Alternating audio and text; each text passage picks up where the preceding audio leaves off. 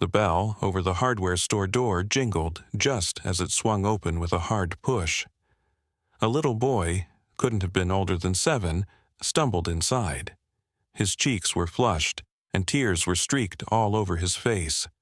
"Please, someone help," he cried, barely able to get the words out. "They hurt my grandpa." His little arm shot out, pointing toward the parking lot. I followed his gaze, and outside I could see an older man lying crumpled between 2 parked cars. His cane was snapped clean in half beside him, and I could still hear tires squealing somewhere down the road. Before I dive into this story, let me ask you something. Tell me in the comments where you're watching from. And if you enjoy stories like this, hit that subscribe button. It helps us keep bringing you moments that matter. Now, it was one of those crisp autumn afternoons in Riverside, our quiet mountain town tucked into the hills of Colorado. The sun was dropping low, stretching long shadows across the ground, when 72-year-old Frank Morrison, Vietnam vet, my kind of man, pulled into the hardware store lot. Sitting beside him in his old Chevy sedan was his 7-year-old grandson, Marcus, happily clutching a little plastic toy soldier. "Grandpa, can we get wood for the birdhouse today?" the kid asked, giving Frank a wide, gap-toothed grin. That smile alone could have made anybody's day. Frank adjusted the old Marine Corps cap he always wore and said, "That's exactly why we're here, soldier. Your grandma wants one right by the kitchen window." Inside, the place smelled the way a hardware store ought to. Fresh paint, sawdust, steel. Frank didn't move fast anymore. 50 years after Vietnam, the shrapnel in his leg still reminded him of where he'd been. Marcus stuck close to him, proud as could be to hold his grandpa's hand. They had just finished loading the lumber into the trunk when things took a turn. A truck pulled up, one of those lifted monsters, music blasting, black exhaust puffing out like it was trying to show off. 4 guys in their 20s hopped out. Everyone in town knew these boys.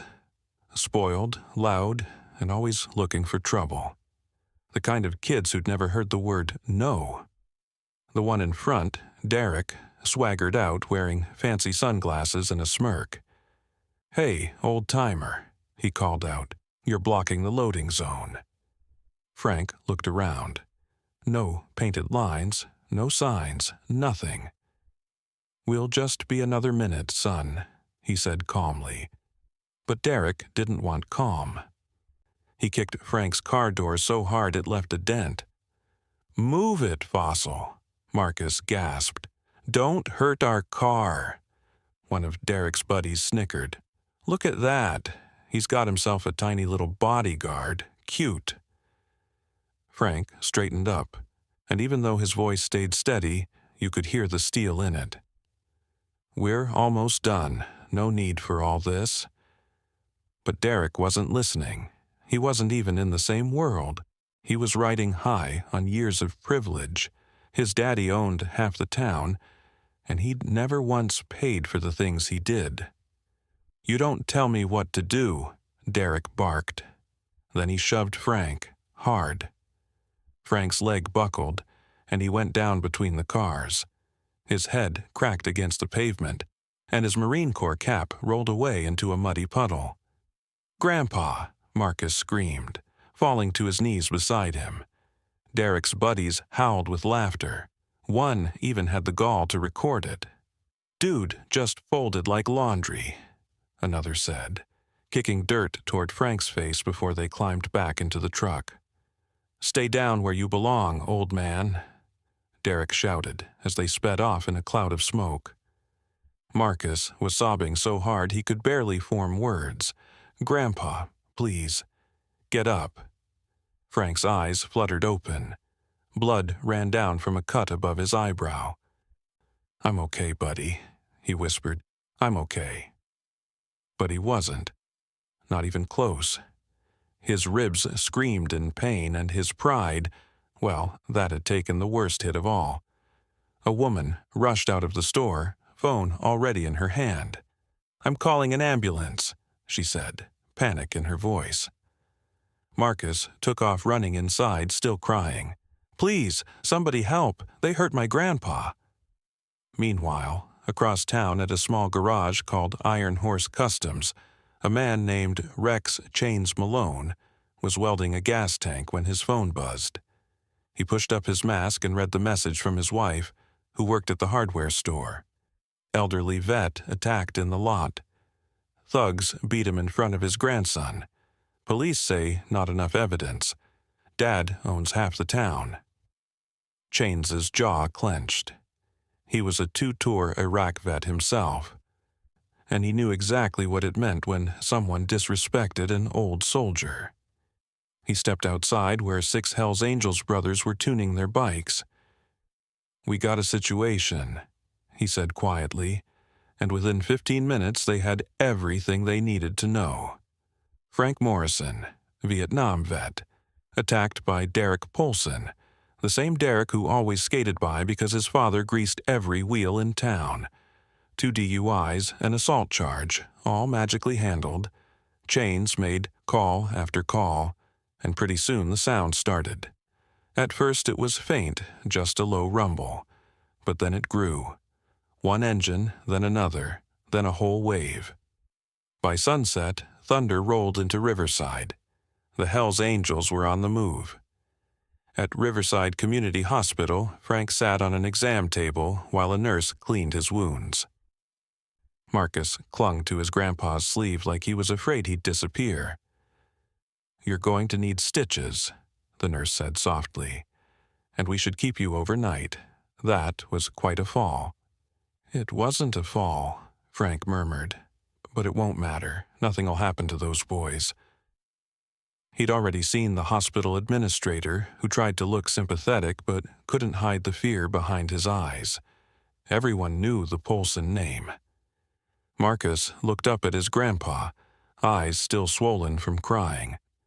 "Why did they hurt you? You didn't do anything." Frank pulled him in close. "Buddy, some folks forget what matters. They forget respect." "I hate them," Marcus whispered. "Don't," Frank said gently. "Hate only hurts the person holding on to it." But Marcus's small hands kept shaking. Outside the hospital, the rumble grew louder. Nurses drifted to the windows. Patients rolled their wheelchairs closer. People stopped mid-conversation. Then they saw it. A line of motorcycles, chrome flashing under the hospital lights, filling the parking lot like a river of steel. 37 bikes, 37 men in leather vests covered in patches earned with loyalty and years on the road. Chains was at the front.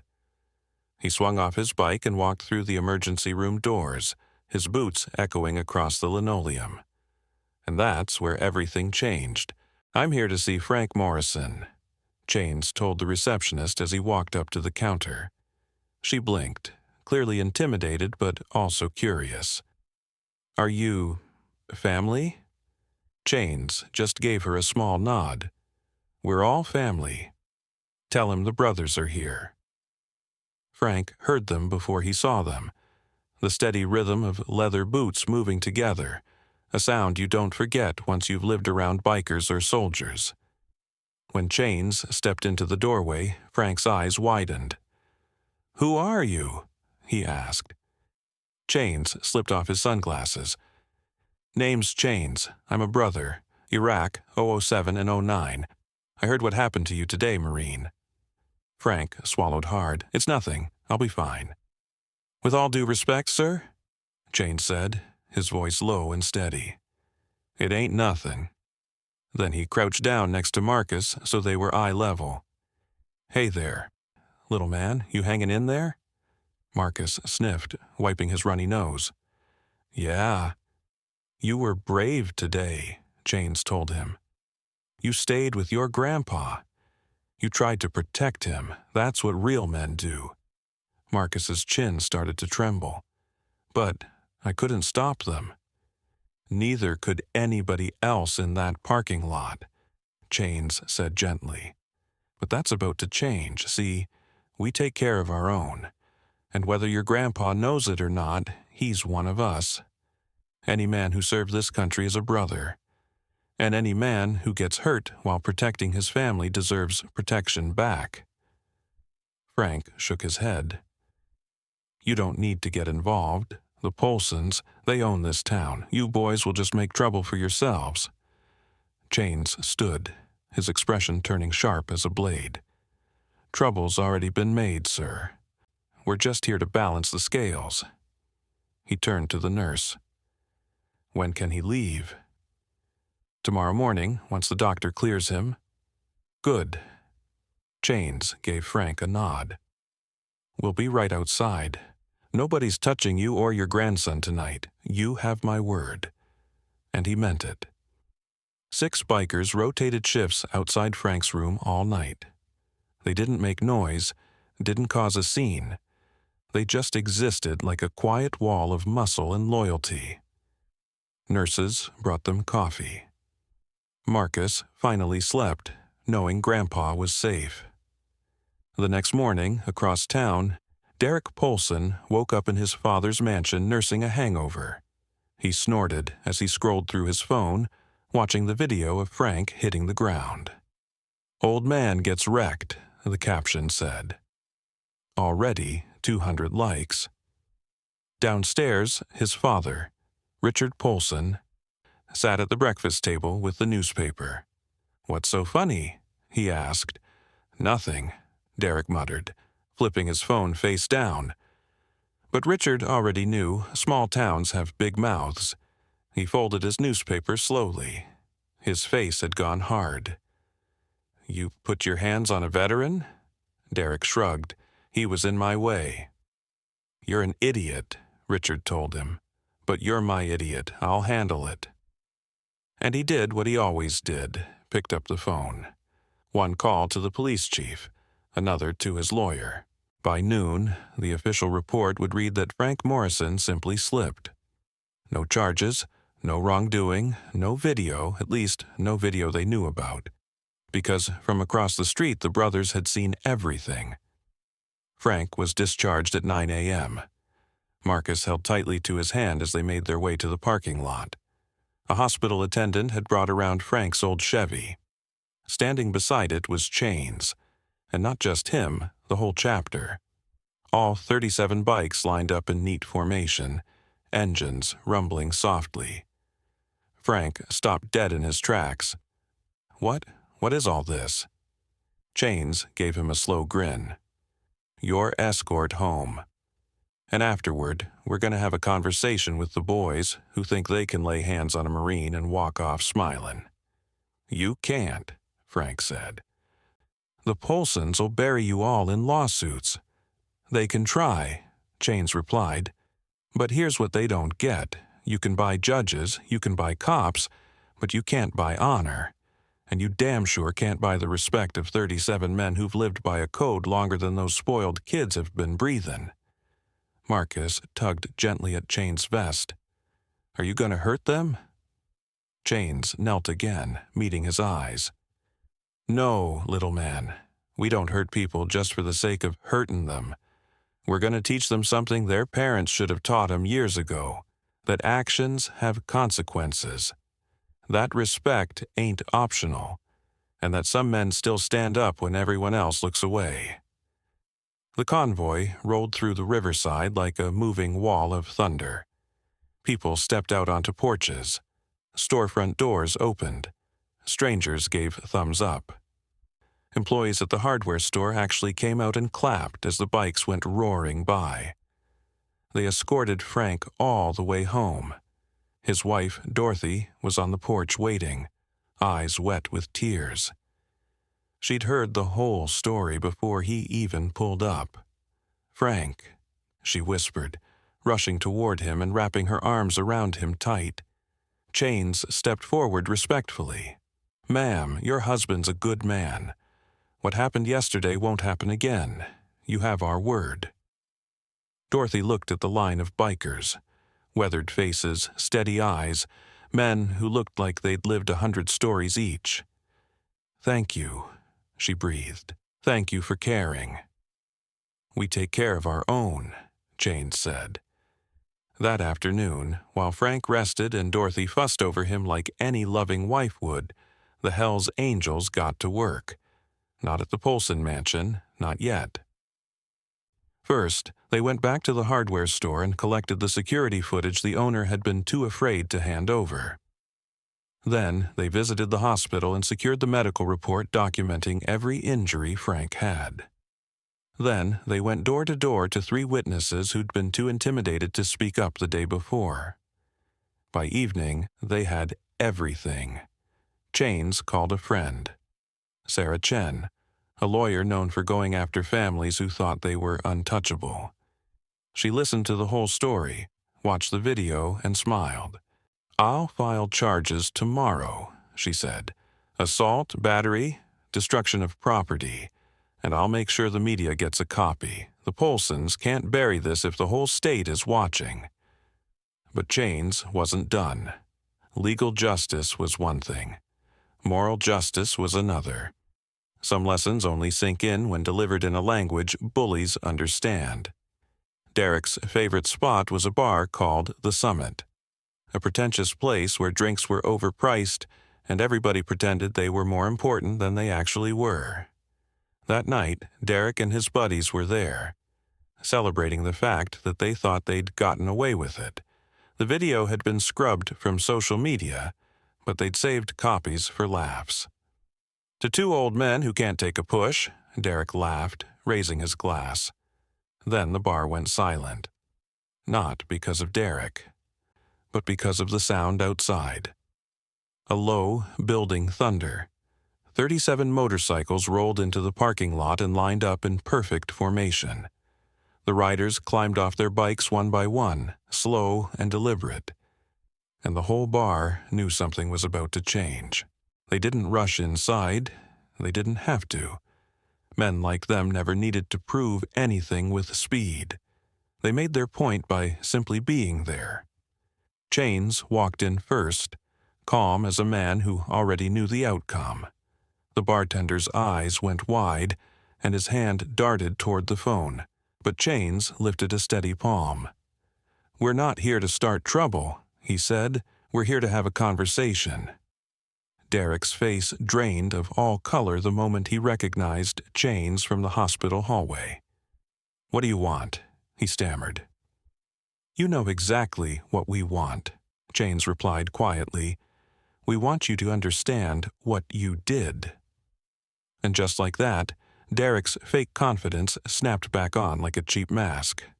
"My dad's gonna destroy you," he spat. Janes didn't blink. "Your dad isn't here, and money can't shield you from the truth. We've got video, medical records, and witnesses. By tomorrow, the whole state's gonna know the kind of man you really are.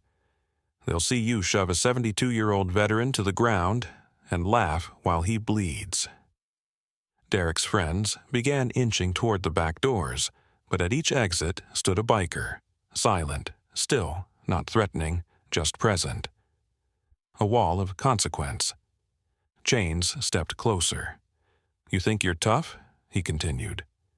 "You want to know what tough is?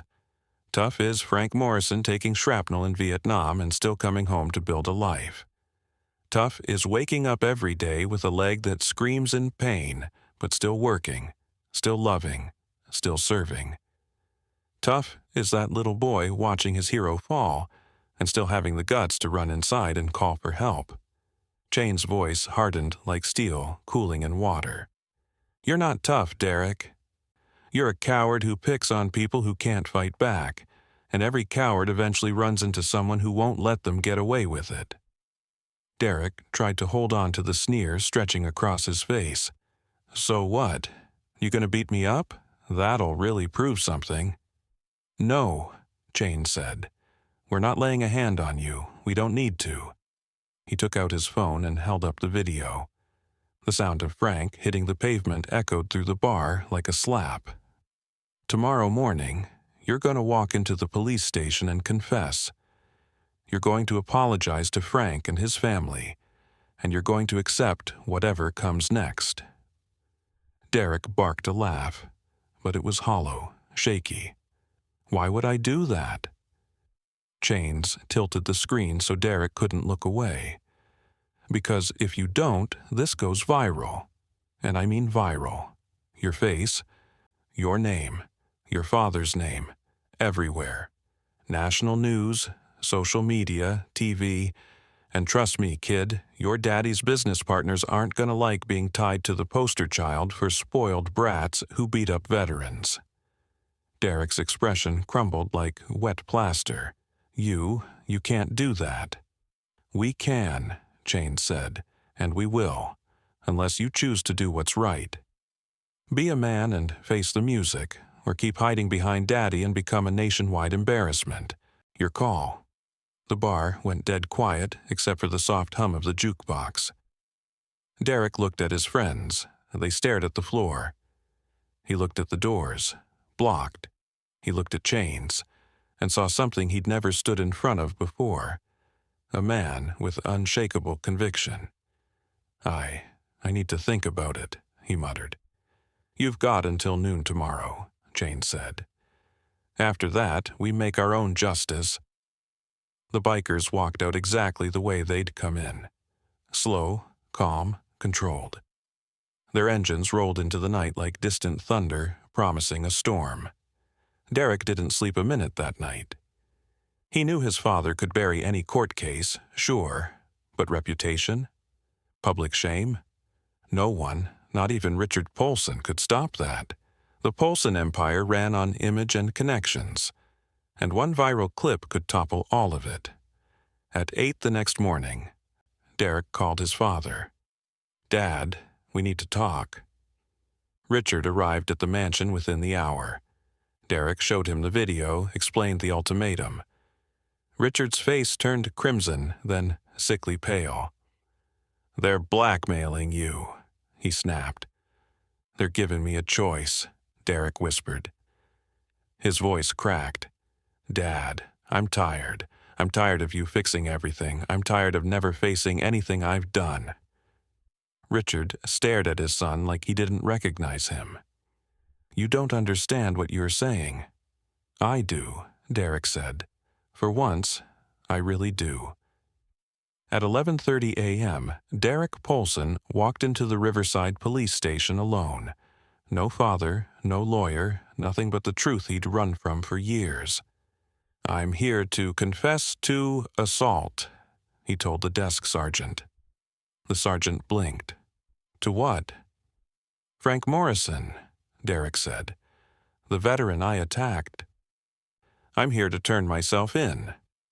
By noon, the news had ripped through Riverside. By evening, it hit statewide broadcasts. By the next morning, it was national. Wealthy young man confesses to assaulting veteran after Hell's Angels intervention. But the story wasn't about vigilantes. It was about justice stepping in where the system had failed. Frank Morrison sat in his living room, Marcus curled up on his lap. The boy refused to go to school. He wanted to stay with his grandpa and watch the story unfold. He said he's sorry, Marcus murmured, nodding at the TV where Derek was giving a teary confession. He did, Frank said. Do you forgive him, Grandpa? Frank breathed deeply, thinking. Forgiving isn't forgetting, buddy. What he did was wrong. Real wrong. But if he's truly sorry, if he really wants to change, then yeah. I can forgive him. A knock at the door interrupted them. Dorothy opened it and smiled softly. Frank, you've got visitors. Chains stood there with 5 of his brothers. Just came to check on you, Marine, make sure you're doing all right. Frank stood with Marcus's help. I'm doing better, thanks to you boys. We didn't do anything special, Chains said. Just reminded folks what right looks like. Marcus tugged Chains's vest again. Can I show you something? He ran to his room and came back with a crayon drawing. Stick figure bikers, motorcycles, and a big handwritten thank you across the top. Chains knelt down. For a moment, something soft broke through the hardened lines of his face. This he said, voice roughening, is the best gift anyone's ever given me. Can I keep it? Marcus nodded hard. Frank extended his hand. I can't thank you enough. You gave me something I thought I'd lost. You reminded me there are still good people who stand up. Chains shook his hand firmly, looking him square in the eye. You never lost it, Frank. You just needed a reminder that you're not alone, Chains told me before he and the brothers turned to leave. Marcus called after them, his little voice cracking with hope. Will you come back? Chains turned, smiling the kind of smile a kid remembers for life. Anytime you need us, little man, anytime. The legal wheels kept turning, and for once they didn't turn in favor of the rich. Derek Polson was formally charged with assault and battery. His father's lawyers tried everything: pressure, loopholes, influence. But nothing stuck. The whole country was watching this time. Derek ended up pleading guilty. The judge sentenced him to community service, probation, anger management classes, and something far more meaningful. He had to participate in a veteran mentorship program where Frank Morrison, me, volunteered. Our first meeting was rough, awkward, heavy. Derek couldn't even look me in the face. I'm sorry, he whispered, voice shaking. I'm so sorry. I studied him carefully. He looked smaller than I remembered, not physically, but in spirit. Why'd you do it? I asked quietly. His shoulders quivered. Because I could. Because no one ever stopped me. Because I thought being powerful meant I could do whatever I wanted. And now I know I was wrong about everything. I let out a slow sigh. Derek, listen to me. You're not a bad person. You're a person who did bad things. There's a difference. He looked up, eyes overflowing. How can you not hate me? Because hate's poison, I said simply. And I've lived too long to drink poison. What you did was wrong, terribly wrong. But if you're willing to learn, willing to change, then I'm willing to help you. He nodded, crying hard now. And that's where the real work began. Over the next months, Derek showed up, every time, no excuses. We worked side by side at veteran centers. He listened to stories from men and women who had worn the uniform and paid a price for it. He learned what strength really meant. Not privilege, not power, but sacrifice and honor. Slowly, bit by bit, Derek changed. 6 months after the incident, our Hell's Angels chapter held its annual charity ride for veteran services. They invited me and Dorothy as guests of honor. Marcus came too, wearing a tiny leather vest Chains had custom made for him. He looked like the proudest little biker to ever stand on 2 feet. More than 200 motorcycles showed up, chrome gleaming, engines roaring. It wasn't just noise, it was music. A symphony of steel and thunder rolling through the mountains. At the rally, Chains stood before the crowd and took the mic. We ride today for the men and women who wore the uniform, he said. We ride for Frank Morrison, who reminded us why we do this. And we ride for Marcus Morrison, who proved courage doesn't wait for adulthood. The crowd erupted. Marcus climbed onto a chair and waved both hands like a pint-sized governor. I threw an arm around him, my heart fuller than it had been in years. Off to the side, I spotted Derek standing alone, unsure if he belonged. I waved him over. You're part of this too, I told him. Redemption means being welcomed back. Derek's eyes filled instantly.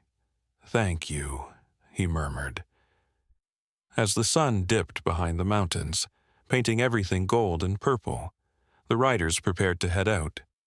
Chains walked over to me one last time. You changed a lot of lives, Marine, he said. More than you realize, I chuckled softly. You boys did that?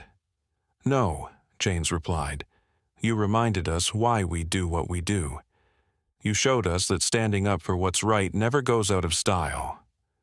Marcus suddenly wrapped his arms around Chain's leg. "Will you come to my birthday party?" Chains laughed, messing up the boy's hair. "Wouldn't miss it, little man." That night, we drove home under a sky filled with more stars than I'd seen in years. Marcus leaned forward from the back seat. "Grandpa, when I grow up, can I be like those bikers?" I looked at him in the rearview mirror. "Buddy, you already are. Being like them isn't about motorcycles or leather jackets. It's about standing up for people who can't stand up for themselves. It's about loyalty, about honor, about doing the right thing even when you're scared." "I can do that," Marcus said proudly. "I know you can," I told him. "You already have." Dorothy reached over and squeezed my hand. "We're lucky," she whispered. "We are," I said.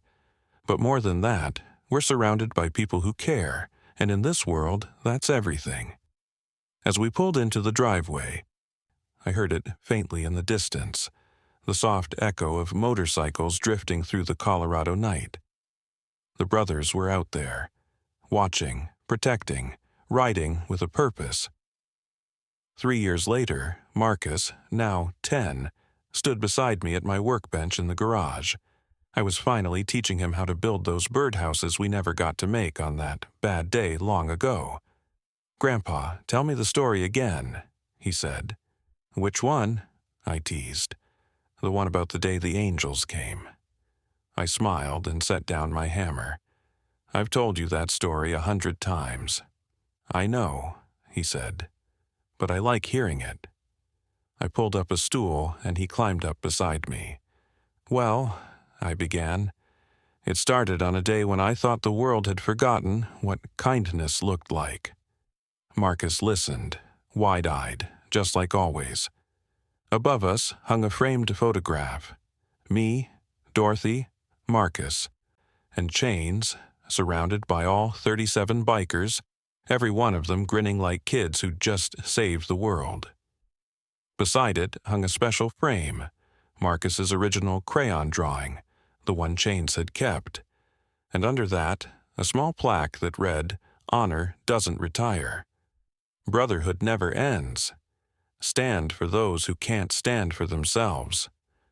Outside, the Colorado wind whispered through the pines, and if you listened just right, you could still hear the faint echo of engines. Loyalty rolling across the mountains like distant thunder. We take care of our own. If this story touched your heart, hit the like button, subscribe, and ring the bell. It helps us keep telling stories about loyalty, courage, and kindness. And tell us in the comments, would you stand up for a stranger the way they did? Until next time, stand strong and stand together.